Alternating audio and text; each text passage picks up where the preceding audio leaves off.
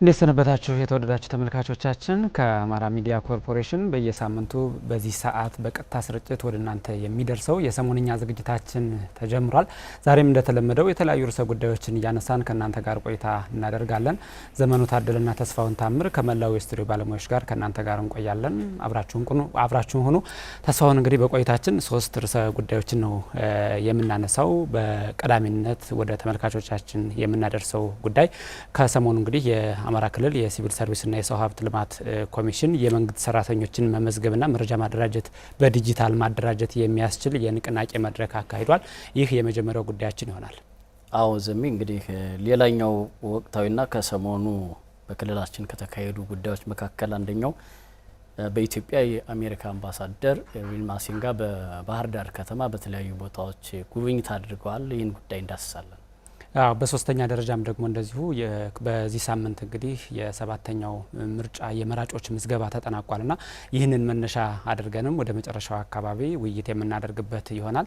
የመጀመሪያው ጉዳያችን መግቢያችን ላይ እንዳነሳ ነው እንግዲህ የአማራ ክልል የሲቪል ሰርቪስና የሰው ሀብት ልማት ኮሚሽን የመንግስት ሰራተኞችን መረጃዎቻቸውን በዲጂታል የመመዝገብና የማደራጀት ስራዎችን ለመጀመር የሚያስችል የንቅናቄ መድረክ በባህር ዳር ከተማ አካሂዷል። ይህ የንቅናቄ መድረክ እንግዲህ ባለድርሻ የተቋማትን የራሱን ተቋሙን ጨምሮ የተለያዩ ባለድርሻ አካላት የዞኖችም ጭምር የተሳተፉበት ነው የነበረው። በባህር ዳር ከተማ ነው የተካሄደው። እንግዲህ ከዚህ ጋር ተያይዞ አጠቃላይ አብሮ የሚነሳው ይህ የዲጂታል ምዝገባ ሂደት በአጠቃላይ በኢትዮጵያ በሀገር ደረጃ የጀመረችው የመንግስት አገልግሎት አስተዳደር ፖሊሲ ሪፎርም አለና ይህ የሰራተኞችን የመመዝገብ ሂደት የዚህ ሪፎርም አንዱ አካል ተደርጎ የሚነሳ ነው። አዎ በተለይም ደግሞ ዘሜ እንግዲህ ባለፉት 3 አመታት የአገልግሎት አሰጣጡን ለማሻሻል የሚያግዙ የተለያዩ የሲቪል ሰርቪስ የማሻሻያ ስራዎች ሲሰሩ ነበር የቆየውና ይሄኛው የመንግስት ሰራተኞች የመረጃ አያያዝ ስራ ተግባራዊ ሊደረግ መሆኑ እየተገለጸ ነው የሚገኘው።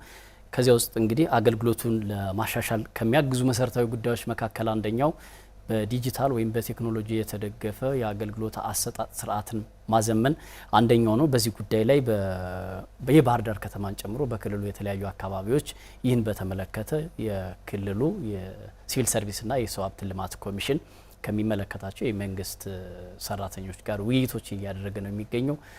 በተለይ አገልግሎት አሰጣጥን ስናነሳ በመሰረታዊነት ከዚህ በፊት በማህበረሰቡ በተገልጋዮች ዘንድ ሲነሱ የነበሩ በርካታ ጥያቄዎች ነበሩ። በተለይ ከዚህ ጊዜን ከማባከን ቀልጣፋና ፍትሃዊ እንዲሁም ተደራሽ ያልሆነ የአገልግሎት አሰጣጥ እንደሚስተዋል ማህበረሰቡ በተለያዩ የህዝባዊ መድረኮች ላይ ሲያነሳቸው ነበርና ይህን ለማሻሻል በተለይ ካለፉት 3 አመታት ጀምሮ የሲቪል ሰርቪስ ማሻሻያ ተግባራዊ እየተደረገ ነው የሚገኝ። ከዚህ ውስጥ ደግሞ ይሄኛው አገልግሎቱን በቴክኖሎጂ የተደገፈ ለማድረግ የሚያስችል ነው ማለት ነው። ከሰሞኑ ውይይት የተደረገበት እንግዲህ ዘሜ አንደኛው በተለይ በህዝብና በመንግስት መካከል እንደ መልካም አስተዳደር ወይም ደግሞ እንደ ድልድይ ሆኖ የሚያገለግለው ይህ አገልግሎት አሰጣጥ ነው። በተለይ የአገልግሎት አሰጣጡ በመንግስትና በህዝብ መካከል ያለውን ግንኙነት ለማጠናከር የሚያግዝ ነውና አገልግሎት አሰጣጡ ላይ ከተበላሸ ችግሮች ካሉ በዛው ልክ የመልካም አስተዳደር ችግሮችም ስር እየሰደዱ ይሄዱና ሌሎች ችግሮችን እየፈጠሩ ይሄዳሉ። ከዚህ በፊት የሚያስተዋልናቸው ናቸውና እንደዚህ አይነት ቴክኖሎጂዎችን መጠቀም በተለይ በተደጋጋሚ የሚነሳውን የዚህ ብልሹ አሰራርን በመቅረፍ ሂደት የሚኖረው ሚና ከፍተኛ እንደሆነ ነው የሚነገረውና ይሄኛው የመንግስት ሰራተኞች የመረጃ አያያዝን በዲጂታል ቴክኖሎጂ ማስደገፍ እንግዲህ የሰራተኞችን አቅም ክህሎትና እውቀት ከማሳደግ ባለፈ በተለይ የሰራተኞች በሙያዊ ስነ ምግባራቸው የታነጹ ሆነው በዲሲፕሊን ህዝባቸውን በታማኝነትና በቅንነት እንዲያገለግሉ የሚያስችል ነው። አው የአጠቃላይ የሲቪል ሰርቪስን ሁኔታ ስንመለከት ተስፋውን እንግዲህ በኢትዮጵያም ታሪክ 100 ዓመታትን የተሻገረ ነው የሲቪል ሰርቪስ ተቋም በኢትዮጵያና በጣም ነባር ከሚባሉ የተቋማት መካከል አንደኛው የሲቪል ሰርቪስ ዘርፍ ነው። ነገር ግን የእድሜውን ያክል ያልዘመነ ተቋም ተደርጎ ነው የሚነሳው። እንግዲህ ባለፉት 100 ዓመታትን በተሻገረው ልምዱ ተስፋውን በተቋም ግንባታ ሂደት ውስጥ እንደ ስብራት ተደርጎ የሚነሳው አንደኛው እዚህ ሲቪል ሰርቪሱ አካባቢ ያለው ነው። የአገልግሎት አሰጣጡ እስካሁንም ድረስ እንግዲህ ያልዘመነ በነባር በተለምዷዊ አሰራሮች እየቀጠለ ያለ በነዛ የታጠረ አይነት ልምምድ ነው የነበረው ሲቪል ሰርቪሱ አካባቢና በቅርቡ እንግዲህ የተጀመሩ እነዚህ የሪፎርም ስራዎች አንደኛው መሰረታዊ አምዶች ተደርጎ የተነሳው ይሄ ነው። አገልግሎቱን ዘመኑ ወደሚፈልገው አሁን በአስገዳጅ ሁኔታ የአገልግሎት አሰጣጥን ወደ ማዘመን የመግባት ልምምድ ውስጥ ዓለም ላይም አለ። ኢትዮጵያም ከዛ የተነጠለች አይደለችም። ወደዛ እየተገባ ነው ያለው። ሲቪል ሰርቪሷን በዚህ መልኩ የማዘመን ስራዎች እየተጀመሩ ነው ያሉት። አሁን ረጅም ዓመት ያስቆጠረውን ይሄን ነባሩን ልምምድ የመቀየር ስራዎች በሰፊ ነው እየተሰሩ ያሉት። አንደኛው እንግዲህ የመረጃ አያያዛችን ነው። የመንግስት ሰራተኛው በነገራችን ላይ አገልግሎት ሰጪ ነው። በዋነኛነት የመንግስት ሰራተኛው ዜጎችን ያገለግላል። በአገልግሎት አሰጣጥ ሂደቱ እሱ ራሱም ተገልጋይ ነው። አጠቃላይ የመረጃ አያያዝ ሂደቱ ለአደጋ የተጋለጠ የተዝረከረከ አይነት የሚባል ነው የነበረው እና አሁን የተጀመረው ስራ ያንን ያቃልላል የተባለ ነው። አንደኛው የመንግስት ሰራተኛም ሆኖ የራሱን መረጃዎች በሚፈልግበት ጊዜ አንዳንዴ ለምሳሌ አደጋዎች፣ ሰው ሰራሽና ተፈጥሯዊ አደጋዎች በሚደርሱበት ጊዜ መረጃዎቹ ሊጠፉ የሚችሉ ሊወድሙ ሊበላሹ የሚችሉበት ያንን መረጃ ለማግኘት ያንን እንደገና መልሶ ወደ እጁ ለማስገባት ደግሞ ቢሮክራሲውም ከባድ ነው። ያለ ማግኘት እድልም አለው። ሊጠፋ ይችላል። ማስረጃዎች የሉም። አሁን ግን ቢያንስ በዛ መንገድ የሚጠፉ የሚበላሹ መረጃዎች እንዳይኖሩ ራሱን የመንግስት ሰራተኛውም ጭምር እንዲጠቀም የሚያደርጉ ናቸው። ከዛ ባሻገር በመንግስት መዋቅር ውስጥ ደግሞ እንግዲህ የመንግስት ሰራተኛውን ስምሪት የሚሰጠው የመንግስት መዋቅር ምን ኃይል እንዳለው የሰው ኃይሉን በተመለከተ የሰው ኃይል ያለውን የሰው ኃይል ብቻ ሳይሆን የሚፈልገውን የሰው ኃይልም ጭምር በቅጡ የተረዳ እንዲሆን ከዚሁ ጋር ተያይዞ የበጀት ምደባ ሁኔታዎችም ጭምር የጠሩ እንዲሆኑ ከትምህርት ማስረጃ ጋር የተያያዙ ጉዳዮችም የጠሩ እንዲሆኑ በቅድ ለመምራት የሚያስችሉ ናቸውና ይሄ እስካሁን በነበርንበት አይነት የቆየ አሰራር እንዳይተገበር የሚያደርግ ነውና የመንግስትን ንብረትም ጭምር ለብክነት እንዳይዳረግ የሚያደርግ ነው። በዚህ ሂደት ውስጥ እንግዲህ መንግስትም የመንግስት ሰራተኛውም ተጠቃሚ ናቸው። ከዛ በዘለለ ሁኔታ ግን ትልቁ ነገር ተደርጎ የሚወሰደው በተቋም ግንባታ ሂደት ውስጥ በተለይ እንግዲህ 100 ዓመት ተሻግሯል ብለን 100 ዓመት ሙሉ ግን እንደ ስብራት የምናነሳው ከሆነ አሁን ላይ ተቋም የመገንባት የረጅም ጊዜ ትውልድን ሊያገለግሉ የሚችሉ ተቋም የመገንባት ሂደቶች በእንደዚህ ያለ መንገድ የመጡ መሆናቸው በጣም በጥሩ መልኩ የሚነሱ ናቸው።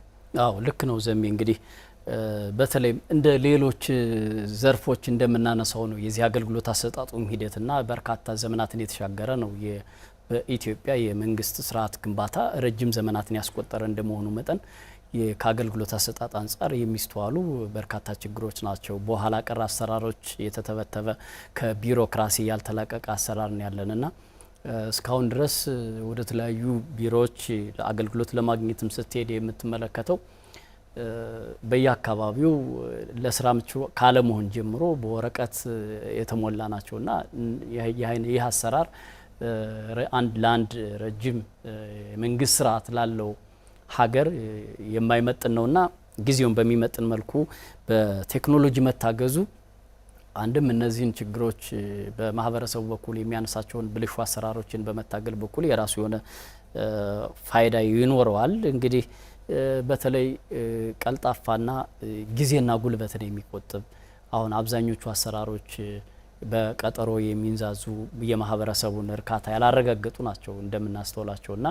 እነዚህ ቴክኖሎጂዎች ደግሞ ከሌሎች ተቋማት ጋር በቅንጅት የሚሰሩ ቀልጣፋና ተደራሽ ከሆኑ ጉዳይን በቶሎ የምትፈጽምበትና አንተም ጊዜህን በአግባቡ ተጠቅመህ ለሀገርም ለህዝብም አስፈላጊውን አገልግሎት መስጠት የሚያስችሉ ናቸውና በተለይ አሁን በተቋማት አካባቢ ብዙ ጊዜ ስታስተውለው የስነ ምግባር መርሆች ተብሎ ተለጥፎ እንመለከታቸዋለን። ቅንነት፣ ታማኝነት፣ ህዝባዊ ወገንተኝነት፣ ታማኝነት ወዘተ የሚሉ የስነ ምግባር መርሆች አሉ።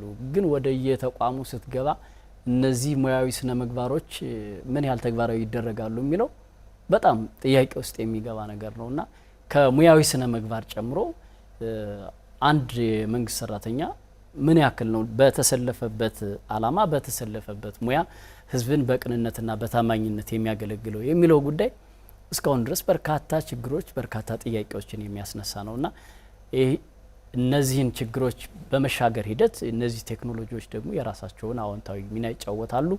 የእነዚህ ቴክኖሎጂዎች መጀመር አገልግሎቱን ከማቀላጠፍ ባለፈ ጊዜና ሀብትን በመቆጠብ በተለይ የሚጫወቱት ሚና ከፍተኛ እንደሆነ ነው የሚነገረውና የክልሉ ሲቪል ሰርቪስና የሰው ሀብት ልማት ኮሚሽን በዚህ በኩል የተጀመሩ ስራዎች አሉ። አሁን እነዚህን ለማዘመን ከመንግስት ሰራተኛው እውቀትና ክህሎቱን ከማሳደግ ጀምሮ ሌሎችም በሰው ኃይልና በቴክኖሎጂ የተደገፉ አሰራሮች ይህን ለማዘመን የሚኖራቸው አስተዋጽኦ ከፍተኛ ነው የሚሆነው። አው የዲጂታል ሲቪል ሰርቪስ ግንባታው እንግዲህ በሀገር አቀፍ ደረጃ ሲቪል ሰርቪሱን ይለውጣሉ ተብለው ከተቀመጡ 7 አምዶች መካከል አንዱ ነው። ከዲጂታል ወደ ዲጂታል ማሻገር በዚህ በኩል መነሻ የተደረጉትም ካሁን በፊት የነበሩ ልምምዶች ናቸው። አንተም ቀደም ሲል ስታነሳቸው የነበሩ ችግሮች አሉ። ከዛ ባሻገር ሙያና ሙያተኛው በራሱ በትክክል የተገናኘ ስለመሆኑ ይሄኛው የመረጃ ማደራጀት ስራው መፍትሄ የሚያመላክት እንደሆነ በመድረኩ ላይም ሲገለጽ እየተመለከትን ነበር። በትክክል ያ ሙያተኛው ከነ የሚሰራው መደብ የስራ መደቡ መጠሪያ ነው የሚመዘገበው። በዚህ ሂደት ውስጥ በትክክል ሙያውና ሙያተኛው እየተገናኘ ነው ወይ? ከዛ ባሻገርና ትልቁ ጉዳይ ከመረጃ ተናባቢነት ጋር በተያያዘ ነው። አጠቃላይ የሲቪል ሰርቪስ ሪፎርም ይመልሰዋል የተባለው አንደኛው የተቋማትን የተናባቢ ገቢር ነበብ የሆኑ ተቋማትን መገንባት ነው። በዚህ ሂደት ውስጥ የዲጂታላይዜሽን ስራው ከፍ ያለ ሚና ይኖረዋል። ተስፋውን ተጠያቂነትንም ጭምር ከማስፈን አንጻር በዚህ ሂደት ውስጥ ለማጭበርበር የሚሞክሩ አካላት ቢኖሩ ተጠያቂነትን ከማስፈን አንጻር እንደ ማስረጃ የሚያዙ ናቸው። በጠቅላላው ደግሞ አገሪቱ ላይ ነጻና ገለልተኛ የሆነ ሲቪል ሰርቪስ የመገንባት እቅድ ተይዟል። ተስፋውን ይህ ነጻና ገለልተኛ ሲቪል ሰርቪስን የመገንባት እቅድ በብዙ መልኩ ሊደገፍ የሚችለው በዚህ በዲጂታላይዜሽን ነው።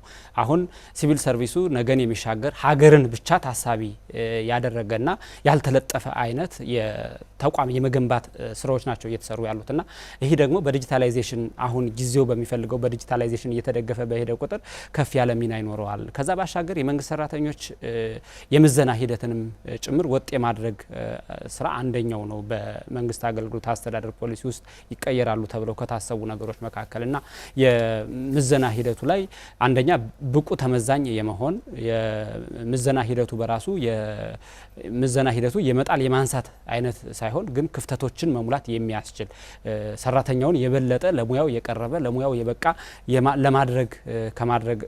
ለማድረግ ነው አንደኛው ይሄኛው ስራ የተጀመረውና እንዲህ ያሉ የዘመኑ አሰራሮች ወደ ሲቪል ሰርቪስ ወደ አገልግሎት አሰጣጡ መግባታቸው ከፍ ያለ ሚና ይኖራቸዋል። በተለይ ደግሞ ለአገልግሎት ፈላጊው ህዝብም ለአገልግሎት ሰጩ መንግስትም። አዎ በተለይ በሀገረ መንግስት ግንባታ ሂደት የተቋማት ሚና ወሳኝ ነው። እንግዲህ ኢትዮጵያ በመጣችባቸው ባለፈችባቸው ዘመናት አንዱ በመጣ አንዱ በሄደ ቁጥር ተቋማትም በዚያው ልክ የመንገዳገድ ችግሮች ያጋጥማቸዋልና እነዚህን ተቋማት ማዘመንና በቴክኖሎጂ ማጠናከር ደግሞ ቋሚ ሆነው ለትውልድ እንዲሻገሩ ያደርጋልና ይህ ስራ ተጠናክሮ መቀጠሉ በሀገረ መንግስት ግንባታ ሂደት በተለይ አገልግሎት አሰጣጡን ለማዘመንና ችግሮችን በመቅረፍ ሂደት የራሱ የሆነ ከፍተኛ አስተዋጽኦ ያበረክታል። እስኪ ዘሜ እንግዲህ ከሰሞኑ የአማራ ክልል ሲቪል ሰርቪስና የሰው ሀብት ልማት ኮሚሽንም በባህር ዳር ከተማ ውይይት አካሂዷል። የኮሚሽነሯ ከተለያዩ የመንግስት ሰራተኞች ጋር ባደረጉት ውይይት ያስተላለፉትን ሀሳብ ተከታትለን ስንመለስ ደግሞ ሌሎች ጉዳዮችን የምናነሳ ይሆናል። ተመልካቾቻችን አብራችሁን ቆዩ።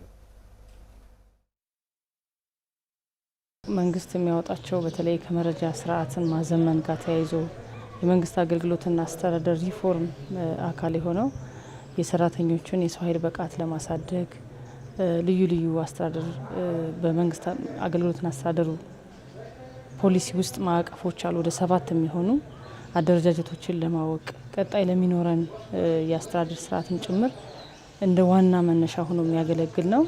በተለይም ደግሞ የዲጂታል ሲቪል ሰርቪስ አንዱ አካል ነው። ከመንግስት አንጻር የሚያስተዳድራቸውን ተቋማት በዛ ውስጥ የሚሰሩትን የሰው ኃይሎች የሰው ኃይሉን ደግሞ መረጃ እያንዳንዱን የፐርሶኔል መረጃውን ወደ ዳታ ማስገባት ወደ ዲጂታል ማስገባት መንግስት በመንግስት ደረጃ ለሚወስናቸው ልዩ ልዩ ውሳኔዎች በተለይ ፖሊሲዎችን ሲያወጣ መረጃዎችን ትንተና ሲሰራ አናሊሲሶች ሲሰሩ በተለይም ደግሞ ተመራማሪዎች ደግሞ ምንድን ነበር የሚለውን ነገርም ለማየት ትልቅ ጠቀሜታ አለው። የሚሰሩ ስራዎች ይሄ የሰው ኃይል ብቻ መረጃ መሰብሰብ አይደለም፣ ተቋማትም ጭምር ናቸው የሚገቡ። ተቋማት ብቻ አይደሉም፣ መደቦች ጭምር የስራ መደቦች ናቸው የሚገቡ። የስራ መደቦቹ ከነስያሜያቸው ነው የሚገቡ። ከሰው ኃይሉ ጋር ካለው ከሚሰራው መንግስት ሰራተኛ ጋር ተቀራራቢነት አላቸው የላቸውም የሚለውን ጭምር ለማየት ነውና በአጠቃላይ በተቋማት በኩል ያሉ የሰው ኃይል አስተዳደር መረጃ በተለይ ፐርሶኔል የሚባለውን ማወቅ ለመንግስትም ጥቅም አለ። ከሰራተኛው አንጻር መንግስት አገልግሎት ይሰጣሉ ሲባል እነሱም ተገልጋይ ሆነው ይሄዳሉ በተለያየ ቦታ። አንደኛው ግለሰቦችን በተመለከተ ነው። በተለያየ ጊዜ የደሞዝ ማሻሻያዎች ይኖራሉ፣ እድገቶች ይኖራሉ፣ ፈቃዶች ይኖራሉ፣ ጡረታው ይኖራል። ከቤተሰብ ጋር ተያይዞ የሚመጡ ጉዳዮች ይኖራሉ።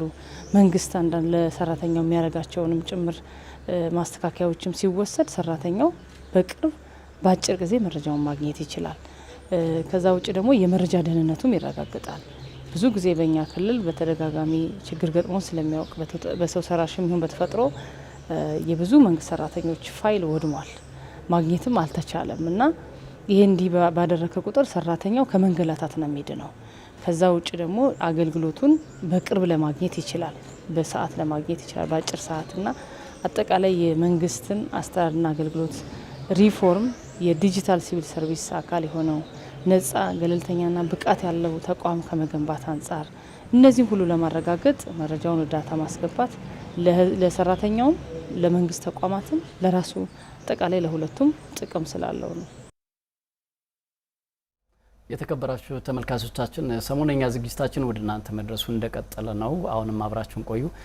ዘሜ እንግዲህ ቀደም ሲል ኮሚሽነሯም ሲገልጹ እንደነበረው በዚህ የመንግስት ሰራተኞች የመረጃ የስርዓት አተገባበር ዙሪያ በጣም በርካታ ችግሮችን ሊቀርፍ እንደሚችል ነው ያመላከቱት። በተለይም ከዚህ መረጃን ከመጥፋት ጋር ተያይዞ ጊዜ ሀብትና ጉልበትን በመቆጠብ በኩል የራሱ የሆነ አዎንታዊ አስተዋጽኦ እንዳለው ነው ሲገልጹ የነበረው። መልካም አስተዳደርን በማስፈን እንዲሁ ብልሹ አሰራርን በመታገል በመከላከል በኩል የራሱ አዎንታዊ አስተዋጽኦ አለው። ከዚያ ባሻገር ደግሞ ተጠያቂነትን ለማስፈንም ይህ የዲጂታላይዜሽን ስርዓት የራሱ የሆነ አዎንታዊ አስተዋጽኦ እንዳለው ነው የገለጹት።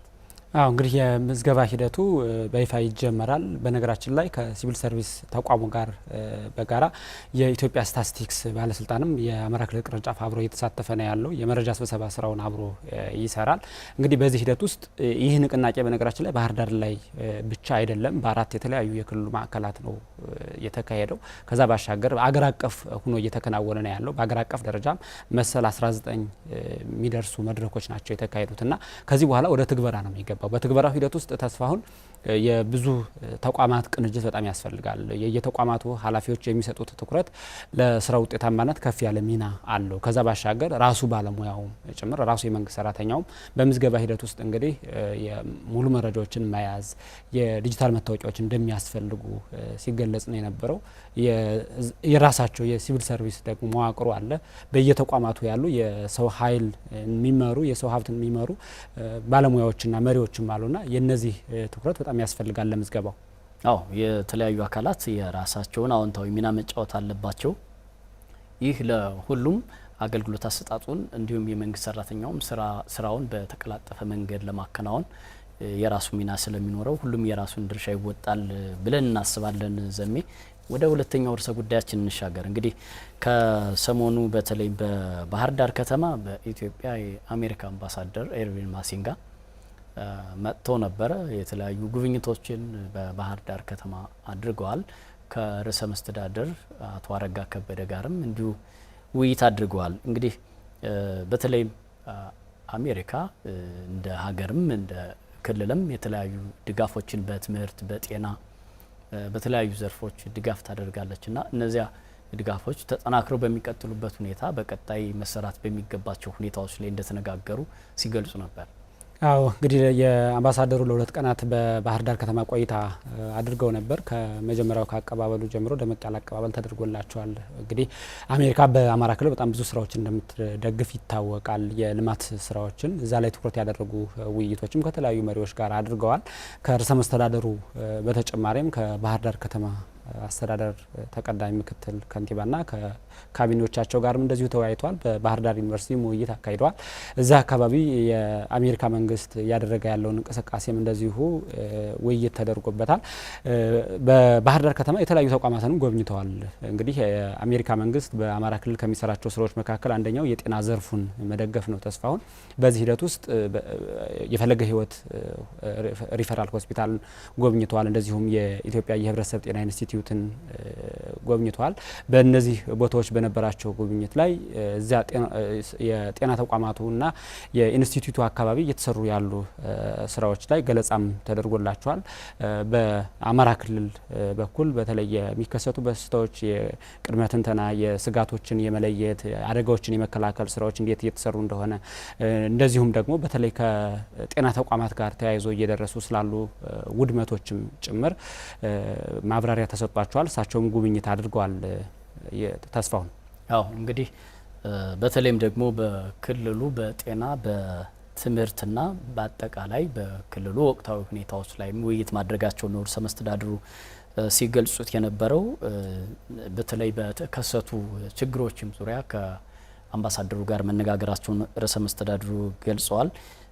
እንግዲህ በቀጣይ በኢንቨስትመንትና በሌሎች ልማቶች መስራት በሚችሉባቸው ጉዳዮች ላይ የአሜሪካ ባለሀብቶች በተለይ ወደ ክልሉ መጥተውም ኢንቨስት እንዲያደርጉ መዋለ ንዋያቸውን እንዲያፈሱ መነጋገራቸውንም ርዕሰ መስተዳድሩ ሲገልጹ ነበር። ዘሜ እንግዲህ በርካታ በተለያዩ ዘርፎች በትምህርት፣ በጤና እንዲሁም በግብርና አሜሪካ በአማራ ክልል የተለያዩ ፕሮጀክቶች ተሳትፎ እንደሚያደርጉ ይታወቃልና ከዚህ ባለፈ ደግሞ በትምህርትም የተጀመሩ ስራዎች ተጠናክረው እንዲቀጥሉና ሌሎች አዳዲስ ፕሮጀክቶች ድጋፍ የሚያስፈልጋቸው በትምህርትም በጤናው ዘርፍ ተጠናክረው እንዲቀጥሉ በእነዚህ ጉዳዮች ላይ መነጋገራቸውና መምከራቸውን ርዕሰ መስተዳድሩ ሲገልጹ ነበር። የአሜሪካ መንግስት እንግዲህ በአማራ ክልል ላይ በተለይ ከጤና ዘርፍ ጋር ተያይዞ የኤችአይቪ መከላከልና መቆጣጠር ስራዎችን ጨምሮ በእናቶችና ህጻናት ሕክምና አካባቢ ከፍ ያለ አበርክቶ እንዳለው ይነገራል። የወባ መከላከል ላይም እንደዚሁ የድጋፍ የምታደርግ ሀገር ነች። ከትምህርት ጋርም ተያይዞ እንግዲህ ባህር ዳር ዩኒቨርሲቲ ውይይት ነበራቸውና እዛ አካባቢ በተለይ በባህር ዳር ዩኒቨርሲቲ አካባቢ የተለየ የፈጠራ ክህሎት ላላቸው ወጣቶችም በቀጣይ ከአሜሪካ ዩኒቨርሲቲዎች ጋር በጋራ የሚሰራበትን ሁኔታም ጭምር ውይይት ተደርጎበታል። ከዛ ባሻገር እንደሚታወቀው ባህር ዳር ዩኒቨርሲቲ አሁን ላይ ወደ ራስ አገዝነት ለማደግ ጥረት እያደረገ እንደሆነ ይታወቃል። ይህንን የሚደግፉበት ሁኔታ ላይም ውይይት ተደርጓል። አሁን እየተመለከትን ያለ ነው በምስሉ ላይ የህብረተሰብ ጤና ኢንስቲትዩትን እንደዚሁም በባህር ዳር ዩኒቨርሲቲ በፈለገ ህይወትም ያደረጉትን ጉብኝት ነው። ባህር ዳር ከተማ ላይም ተስፋሁን ባህር ዳር ከተማ እንግዲህ ከአሜሪካ ጋር በተለይ ከተፈጥሮ ሀብት ጋር ተያይዞ ባህር ዳር የያዘቻቸው የተፈጥሮ ሀብትና አሜሪካ ያሉ ከተሞች ያሏቸው የተፈጥሮ ሀብት ተቀራራቢ ከተሞች አሉ። ስለዚህ ከነዚህ ከተሞች ልምድ የሚቀሰምበት መቅሰም የሚያስችልበትን ውይይት ተደርጓል። ከዛ ባሻገር አሁን ባህር ዳር ወደ ስማርት ሲቲነት እየሄደች ነውና በዚህ የስማርት ሲቲነት መንገዷ ደግሞ የአሜሪካ የቴክኖሎጂ ድጋፍ እንደሚያስፈልግ ከተቀዳሚ ምክትል ከንቲባው ጋርም ውይይት ማድረጋቸው ተገልጿል። ከዛ ባሻገር እንግዲህ ከአሁን በፊት የተሰሩ ስራዎች አሉ። በተለይ የምርምር ስራዎች ላይ ከዩኒቨርሲቲዎች ጋር በሚያደርጉበት ወቅት የምርምር ስራዎች ላይ የጠፈር ምርምር ስራዎች ላይም ጭምር ሊተጋገዙ የሚችሉበት ልምድ ከአሁን በፊት ያለ እንደነበርና በቀጣይ እነዚህ ስራዎች በተለይ ከዩኒቨርሲቲዎችና ከከፍተኛ ትምህርት ተቋማት ጋር ሊቀጥሉ እንደሚችሉ በውይይቱ ላይ ተገልጿል። ተስፋውን እንግዲህ በተለይ ባህር ዳርን መጎብኘታቸው በነገራችን ላይ ጣና ሐይቅንም ጎብኝተዋል። በቅርቡ የተሰራውን ሪዞርትም እሱንም ሲጎበኙ ነበርና ይህን መጎብኘታቸው በአሜሪካ የሚገኙ የተለያዩ ከተሞች አሉ፣ አቻ ከተሞች ናቸው። ከነዚህ አቻ ከተሞች ልምድና ተሞክሮችን ለመቅሰምም ያስችላል። በተለያዩ ጊዜ የስራ ኃላፊዎች ወደ ተለያዩ አካባቢዎች ይሄዳሉ፣ የክልሉ የከተማ አስተዳደሩን ጨምሮና ከነዚህ ከአምባሳደሩ ጋር ያደረጉት ውይይት ከነዚያ ከተሞች ያለውን ልምድና ተሞክሮ በተለይም አሁን ላይ እየተሰሩ ያሉ የልማት ስራዎች አሉ። ከነዚያ አቻ ከተሞች ጋር ያለውን ልምድና ተሞክሮ ለማጋራት ያስችላል ተብሎ ይታሰባል። በቀጣይ እነዚህን ልማቶች አጠናክሮ በማስቀጠሉ ሂደት ትልቅ ፋይዳ ነው የሚኖረው። ዘሜ ከዚያ ባሻገር አንተም እንዳልከው በተለይ በምርምርና በማህበረሰብ አቀፍ አገልግሎት ከፍተኛ የዩኒቨርሲቲዎች ከፍተኛ የትምህርት ተቋማት የራሳቸው የሆነ ድርሻ አላቸው። በዚህ ሂደት እንግዲህ የባህር ዳር ዩኒቨርሲቲ አንጋፋ ተቋም ነው፣ እድሜ ጠገብ ተቋም ነው። በተለይ ከተለያዩ የውጭ ሀገራት ዩኒቨርሲቲዎች ጋር የራሱ የሆነ ግንኙነት አለው። በዚህ ሂደት የማህበረሰብ አቀፍ አገልግሎቶችንና ምርምሮችን ያካሂዳሉ። የራሳቸው የሆነ ግንኙነት አላቸው። ከአሜሪካ ከሚገኙ ዩኒቨርሲቲዎች ጋርም ይህን ግንኙነት አጠናክሮ እንደሚቀጥል ነው የባህር ዳር ዩኒቨርሲቲ ፕሬዚዳንት ዶክተር መንገሻ አየንም ሲገልጹ የነበረውና ይህ ለባህር ዳርና አካባቢዋ በተለይም ለባህር ዳር ዩኒቨርሲቲም እንዲሁም ለተለያዩ የጤና ተቋማትም የሚያጋጥማቸው የተለያዩ የግብዓት አቅርቦት ችግሮች ሊኖሩ ይችላሉ። በተለይ ስልጠናዎችም የሚመቻቹበት ሂደት ቀደም ሲል አንተ እንዳልከው ደግሞ ልዩ ተሰጥኦ ያላቸው ተማሪዎችም ደግሞ ወደ እነዚህ የተለያዩ አሜሪካ የሚገኙ ዩኒቨርሲቲዎች ሄደው የትምህርት እድል የሚያገኙበት ሁኔታ የሚመቻችበትና በጤናው ዘርፍ የሚያጋጥሙ የግብዓት አቅርቦት ችግሮችንም በመቅረፍ ሂደት የአምባሳደሩ ጉብኝት የራሱ የሆነ አዎንታዊ ሚና ይኖረዋል ተብሎ ይታሰባል። መልካም እንግዲህ ይህንን በተመለከተ ጉብኝታቸውን በተመለከተ የአማራ ክልል ርዕሰ መስተዳድር የሰጡት ሀሳብ አለ። እሱን ወደ ተመልካቾቻችን አድርሰን ተመልሰን እንገናኛለን። አብራችሁን ቆዩ። በአጠቃላይ ያተኮርንባቸው በአማራ ክልል ባለው የጸጥታና የፖለቲካ ሁኔታ ላይ ነው። ሁለተኛ ደግሞ በልማት ስራዎች በተለይም ደግሞ በአሜሪካ መንግስት እና ሕዝብ የሚደገፉ የልማት ስራዎች ላይ ያተኮረ ውይይት ነው ያደረግነው።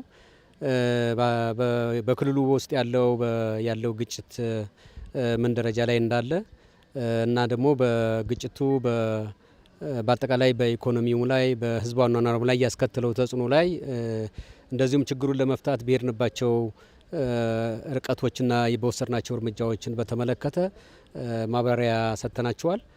በሁለተኛ ደረጃ በልማት ስራዎች ላይ ማለትም በተለይ በጤናው ዘርፍና በትምህርት ዘርፍ የአሜሪካ መንግስትና ህዝብ እያደረገ ስላለው ድጋፍ በድጋፉ የተሰሩ ስራዎችንም ተዟዝረው ተመልክተዋል።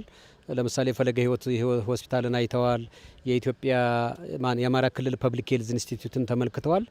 በተመሳሳይ መልኩ በከተማው ውስጥ ያሉ በመንግስት የተሰሩ የልማት ስራዎችንም ተዟዝረው ተመልክተዋል። ወደፊትም በክልሉ ውስጥ ሰላምና መረጋጋት የበለጠ ይሰፍን ዘንድ በአጎራባች ክልሎችና በክልሉ ውስጥ ያለው የጸጥታ ሁኔታን በተመለከተ እንደ አሜሪካ መንግስትና እንደ አምባሳደርነታቸው ሊያደርጉት የሚችሉትን ማስተዋጽኦ ጋር ውይይት አድርገናል ማለት ነው።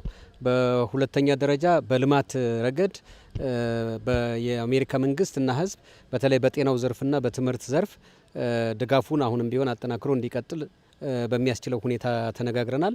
አንዳንድ የተጀመሩ ስራዎችም የበለጠ ስለሚቀጥሉበት ሁኔታ አውርተናል ማለት ነው። እርዳታ ሰጪና ተቀባይ መሆን ብቻ ሳይሆን በልማትም ረገድ በአሜሪካ ውስጥ የሚገኙ ባለሀብቶች ወደ አማራ ክልል ወደ ኢትዮጵያ መጥተው ኢንቨስት ሊያደርጉ በሚችሉበት ሁኔታ ተነጋግረናል። ለኢንቨስትመንት ምቹ የሆነው ለምሳሌ በግብርና ዘርፍ፣ በማዕድን ልማት እና በሌሎችም በቱሪዝም ልማት ዘርፎች ያሉ እድሎችንም አሳይተናቸዋል። እሳቸውም በአማራ ክልል ውስጥ ያሉ ለባለሀብት ወይም ደግሞ ኢንቨስት ለማድረግ የሚያስችሉ ጸጋዎችን ለመመልከት ችለዋል ማለት ነው። ወደፊትም በዚህ ረገድ የተሻለ ስራ ለመስራት የሚያስችል የህዝብ ለህዝብም ሆነ የነጋዴ ወይም ደግሞ ባለሀብት ከባለሀብት ያለው ትስስር የበለጠ ተጠናክሮ ሊሄድ በሚችልበት ሁኔታ ላይ ውይይት አድርገናል ማለት ነው። ተመልሰናል። ከአማራ ሚዲያ ኮርፖሬሽን የሰሞንኛ ዝግጅትን በቀጥታ ስርጭት እየተከታተላችሁ ትገኛላችሁ። አሁንም ቆይታችን ይቀጥላል። ተስፋውን እንግዲህ ርዕሰ መስተዳድሩ ከጉብኝቱ ጋር ተያይዞ የሰጡትን ሀሳብ ነው ቀደም ሲል የሰማ ነውና የአሜሪካ አምባሳደር ኤርቪን ማሲንጋ በባህር ዳር ከተማ ያደረጉት ጉብኝት በብዙ መልኩ ለአማራ ክልል ጠቃሚ ተደርጎ የሚወሰድ ነው። በተለይ ደግሞ አማራ ክልል አሁን ከሚፈልገው ሁኔታ አንጻር ቀደም ሲል ርዕሰ መስተዳድሩም እንደገለጹት በረጅነትና ተረጅነት እሳቤ ላይ የተመሰረተ ብቻ ሳይሆን በጋራ ተጠቃሚነት ላይ በተለይም ደግሞ የአሜሪካ ባለሀብቶች ወደ ክልሉ መጥተው ኢንቨስት እንዲያደርጉ ውይይት መደረጉን አንስተዋል። እንግዲህ እንደሚታወቀው የአማራ ክልል አሁን ላይ በኢንቨስትመንት ዘርፉ ላይ በልዩ ትኩረት ሰጥቶ በ25 ዓመት ያሻጋሪ እቅዱ ላይም ለኢንቨስትመንት የተመቹ አካባቢዎችን ከነጸጋቸው ለይቶ አስቀምጧል። እንዲህ ባለ የተመቻቸ ሁኔታ ውስጥ ደግሞ ትልልቅ ካፒታል ያላቸው የአሜሪካ ባለሀብቶች ወደ ክልሉ እንዲመጡ መጋበዛቸው በጣም ጥሩ ተደርጎ የሚወሰድ ነው። በብዙ አካባቢዎች ባህር ዳርን ጨምሮ እነ ደብረ ብርሃን፣ እነ ኮምቦልቻን፣ ጎንደርም አካባቢ ያሉ የኢንዱስትሪ መንደሮች አሉ፣ ለኢንዱስትሪ የተከለሉ ቦታዎች አሉ። እነዚህ ቦታዎች ላይ ትልልቅ አቅም ያላቸው ባለሀብቶች እንዲገቡ በአገር አቀፍ ደረጃም በተለይ ከውጭ የሚመጡ ባለሀብቶች አሁን ላይ የተለየ ትልቅ ካፒታል ዓለም ላይ ትልልቅ ተሞክሮ ያላቸው እንዲሆኑ አቅጣጫ ተቀምጦ እየተሰራ እንደሆነ ይታወቃል። እና አሁን ላይ ይህን እድል ለመጠቀም የተሞከረበት መንገድ በጣም በጥሩ ሁኔታ የሚነሳ ነው። ከዛ ባሻገር ግን አሁን ላይ ክልሉ ካለበትም ሁኔታ አንጻር እንደሚታወቀው የአሜሪካ መንግስት በሰብአዊ ድጋፍ ላይም ጭምር ስራዎች እንደሚሰራ ይታወቃል። በጦርነት የተጎዱ በአደጋ የተጎዱ አካባቢዎች አሉ። እዚህ አካባቢ ላይ የሰብአዊ ድጋፎች ያስፈልጋሉና እዚህ አካባቢ የአሜሪካ መንግስት የሚኖረው ሚና ከፍ ያለ በመሆኑ የአምባሳደሩ ጉብኝት በጣም ጥሩ ተደርጎ ይወሰዳል። ከዛ ባሻገር ግን የጤናና ትምህርት ላይ ያለው ድጋፍ በተለይ በመሰረተ ልማት ግንባታን በኩል አንደኛ የወደሙ ተቋማት አሉ በተለያዩ የግጭቶች ምክንያትና እነዚህ ግጭቶች ያወደሟቸውን ተቋማት መልሶ በመገንባት ሂደት ውስጥ በጣም ትልቅ ካፒታል ይጠይቃልና እዚህ አካባቢ የሚደረገውን ድጋፍ የጤናም የትምህርት ዘርፉ ላይ የመሰረተ ልማት ግንባታው ላይ ብቻ ሳይሆን በራሱ የትምህርት አቅም የመምህራንን አቅም ከማሳደግም አንጻር የአሜሪካ መንግስት ድጋፍ እንደሚያደርግ ይታወቃል። ስለዚህ የእሳቸው ጉብኝት በብዙ መልኩ ጥሩ ትርጉም የሚሰጥ ነው ብለን ማንሳት እንችላለን። አዎ በተለይ አማራ ክልል እንግዲህ እምቅ ሀብት ያለው ነው። ሁለንተናዊ የሆነ እምቅ የሆነ ሀብት ያለው ክልል ነው። በቱሪዝም፣ በማዕድን፣ በአገልግሎት ዘርፍ እንዲሁም በኢንዱስትሪ አንተ ስታነሳ እንደነበረው እምቅ አቅምና በርካታ ጸጋ በርካታ ሀብት ያለው ክልል ነው። ከዚህ አንጻር የአሜሪካ ባለሀብቶችም ወደ ክልሉ መጥተው መዋለ ንዋያቸውን ቢያፈሱ እነሱም ተጠቃሚ ይሆናሉ። ክልሉንም እንደ ሀገርም ገጽታን ከመገንባት ባለፈ ኢኮኖሚያዊ ተጠቃሚነቱን በማረጋገጥ በኩል የሚኖራቸው ሚና ከፍተኛ ነው። በዚህ ረገድ ርዕሰ መስተዳድሩ የገለጹት በጣም ትክክል እንደሆነ ነው ዘሜ የሚነሳውና ያው አሁንም አሉ። አሁን ደግሞ በተለይ ባህር ዳርም በክልሉ የተለያዩ አካባቢዎች በተለይ የቱሪዝም መዳረሻዎች በስፋት እየለሙ ነው ያሉ። በአገልግሎት ዘርፍም ሆነ በሌሎች አማራጮች መሰማራት የሚፈልጉ ባለሀብቶች ወደ ክልሉ መጥተው መዋለ ንዋያቸውን ቢያፈሱ እነሱም ይጠቀማሉ የሚለው ነገር ገዢ ሀሳብ ነው። ወደ ሶስተኛውና የመጨረሻው ርዕሰ ጉዳያችን ልናልፍ ነው ዘሜ። እንግዲህ ሰባተኛው ሀገራዊ ጠቅላላ ምርጫ የ2018 ዓ.ም በቀጣይ ግንቦት 24 ቀን የመጨረሻ ድምጽ እንደሚሰጥ የኢትዮጵያ ብሔራዊ ምርጫ ቦርድ መግለጹ ይታወሳል። እንግዲህ መግለጫ ከተሰማበት እለት ጀምሮ የተለያዩ የቅድመ ዝግጅት ተግባራት እየተከናወኑ ነው የሚገኙት። የመራጮች ምዝገባ፣ የእጩዎች ምዝገባም ተከናውኗል። የመራጮች ምዝገባ ደግሞ ከቀናት በፊት ሚያዝያ 14 ቀን ተጠናቋል። በዚህ ሂደት የብሔራዊ ምርጫ ቦርድም ምን ያህል ዜጎች ምን ያህል መራጮች ተሳተፉ የሚለውን በትላንትናው እለት ይፋ አድርጎ አስታውቋልና እንግዲህ በተለይ ለዚህ ለሰባተኛው ጠቅላላ ሀገራዊ ምርጫ ለመወዳደር 48 የሚደርሱ የፖለቲካ ፓርቲዎች ምዝገባ ማካሄዳቸውንና የምርጫ ምልክቶቻቸውንም ይፋ ማድረጋቸውን እናስታውሳለን። በተለይ የመራጮችና የእጩ ተወዳዳሪዎች ምዝገባ የተካሄደው በሁለት አይነት መንገድ በዲጂታል በቴክኖሎጂና እንዲሁም በማኑዋል አሰራር እንደሆነ ተመልክተናል። የመራጮች ምዝገባም እንግዲህ ከየካቲት 28 ቀን ጀምሮ ቀደም ሲል እንደገለጽ ነው እስከ ሚያዝያ 14 ቀን ሲከናወን ቆይቷል። በተለይም ተራዝሟል። የተወሰኑ ቀናት ሳምንት ማራዘሚያ ቀናት ተሰጥተው ነበር። በዚህ ሂደት እንግዲህ ዜጎችም ይህን ቀን ተጠቅመው ካርዳቸውን አውጥተዋል። አሁንም የእጩ የፖለቲካ ፓርቲዎች የተለያዩ ፕሮግራሞቻቸውንና ማኒፌስቶቻቸውን ለሕዝብ እያቀረቡ ነው የሚገኙ። በተለያዩ የመገናኛ ብዙኃን አማራ ሚዲያ ኮርፖሬሽን አሚኮን ጨምሮ ክርክሮችና ንግግሮች እንዲሁም ውይይቶች እየተካሄዱ ነው የሚገኙ። አዎ እንግዲህ ሰባተኛው ጠቅላላ ምርጫ እንግዲህ የኢትዮጵያ ብሔራዊ ምርጫ ቦርድ ከጥቅምት 10 አካባቢ ጀምሮ ነው መርሃ ግብር አውጥቶ ከዛ አስቀድሞ ቅድመ ዝግጅት ስራዎች ነበሩ። ከዛ በኋላ ግን የእጩዎች ምዝገባ የሚከናወኑበትን የምርጫ ክርክር የሚደረግበትን የመራጮች ምዝገባ የሚከናወንበትን የጊዜ ሰሌዳ በይፋ ከፖለቲካ ፓርቲዎችና ከሲቪክ ማህበራት ጋር ተወያይቶ ይፋ ካደረገ በኋላ በዛ የጊዜ ሰሌዳ መሰረት በተለይ የመጀመር ስራዎችን እየሰራ ነው ያለው።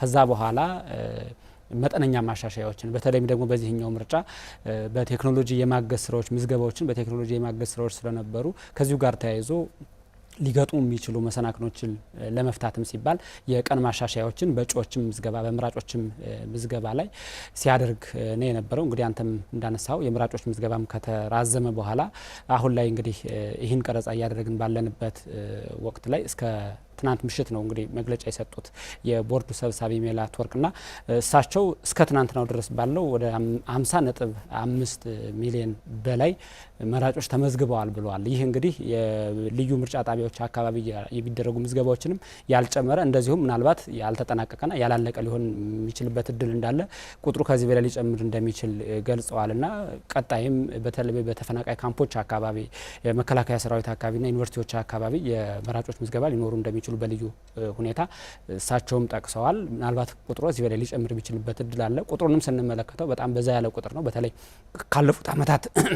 ካለፉት ዓመታት ምርጫዎች አንጻር ስናየው ተስፋሁን ትንሽ ከፍ ያለ ቁጥር ነው። ምናልባት ያለፉትን 3 ተከታታይ ምርጫዎች ስንመለከት ብዙ ከ30 ቤቶች ያልወጣ ነው የነበረው። የባለፈው 2013 ምርጫም 36.8 ሚሊዮን አካባቢ 37.4 ሚሊዮን አካባቢ ሰው ነው የተመዘገበውና አሁን ይህ ቁጥሩ ጥሩ ነው። በቀጣይ እንግዲህ ሌሎች ስራዎች ይጠበቃሉ። አሁን የምርጫ ሂደቱን የመጀመሪያውን ሰላማዊነት ማረጋገጥ አንዱ ነው። ለዚህም ሲባል የተለያዩ ኮሚቴዎች ከፓርቲዎችም ከእጩዎችም ተውጣጡ ወደ ተለያዩ አካባቢዎች እንደሚሄድ የቦርዱ ሰብሳቢ በመግለጫቸው ትናንትና አስታውቀዋል።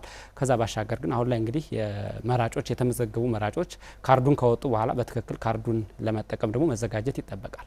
አዎ በተለይ የብሔራዊ ምርጫ ቦርድን ጨምሮ የተለያዩ ተቋማት በምርጫው ዙሪያ የተለያዩ የግንዛቤ ማስጨበጫ ስልጠናዎችንም ሲሰጡ ቆይተዋል። ዘሜ እንግዲህ የተለያዩ አካላትም ይህ ምርጫ ሰላማዊ፣ ፍትሐዊና ተአማኒ እንዲሆን የራሳቸውን ሚና እየተወጡ ነው የሚገኙት።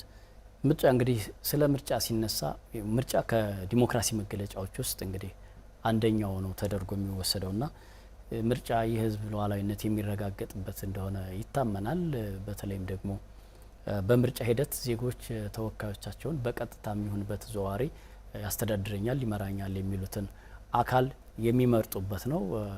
በዚህ ሂደት በኢትዮጵያም ምርጫ መካሄድ ከጀመረበት ጊዜ ጀምሮ የተለያዩ እንከኖች ቢኖርም እንግዲህ 7ኛው ጠቅላላ ሀገራዊ ምርጫ አሁን ላይ እዚህ ላይ ደርሷል። እንግዲህ ምርጫ ፍትሐዊ፣ አሳታፊና ታማኝ መሆን አለበት ተብሎ ነው የሚታሰበው። በምርጫ ከምርጫ መርሆች አንጻር ከዚህ አንጻር ደግሞ የተለያዩ ተዋንያን የራሳቸውን ሚና ይጫወታሉ። ታዛቢዎች ይኖራሉ። አስፈጻሚዎች የተዋረድ ያሉ የምርጫ ቦርድ አስፈጻሚ አካላት አሉ። ይህ ምርጫው እንግዲህ የራሱን መርሆች ተከትሎ ተግባራዊ እንዲሆን ግቡን እንዲመታ ዓላማውን እንዲያሳካ የራሳቸውን ሚና እየተጫወቱ ነው የሚገኙት። በነገራችን ላይ ዘሜ ወደ 50.5 ሚሊዮን ዜጎች ናቸው ቀደም ሲል አንተም ስታነሳ እንደነበረው ለመራጭነት የተመዘገቡት የምርጫው ቀን እስከሚያበቃበት ጊዜ ጀምሮ ማለት ነው። እነዚህ የተመዘገቡት ከ46,000 በላይ በሚሆኑ ቋሚ የምርጫ ጣቢያዎች ነው እንግዲህ እነዚህ መራጮች የተመዘገቡት። ከዚያ በላይ ቁጥር ሊኖር ይችላል ተብሎ ይታሰባል። እንግዲህ ዜጎች ከዚህ በኋላ ምንድነው የመራጭነት ካርድ ይዘዋል። ያን የመራጭነት ካርድ ደግሞ ድምጽ ላይ በአግባቡ ተግባራዊ ማድረግ ይጠበቅባቸዋል። ምርጫ ካርድ ማውጣትም በራሱ ውጤት አይደለም፣ ግብ አይደለምና በምርጫው ዕለት በድምጽ መስጫው ዕለት እነዚህ የተመዘገቡ መራጮች ለሚፈልጉት ፓርቲ ድምጻቸውን መስጠት ይጠበቅባቸዋል ተብሎ ይታሰባል። መልካም እንግዲህ ያለን ሰዓት ከዚህ በላይ የሚሰደን አይደለም። የዛሬው የሰሞነኛ ዝግጅታችን የተከታተላችሁትን ይመስል ነበር። ዘመኑ ታደለና ተስፋሁን ታምር ከመላው ስቱዲዮ ባለሙያዎች ጋር ቆይታ አድርገናል። ጤና ይስጥልን።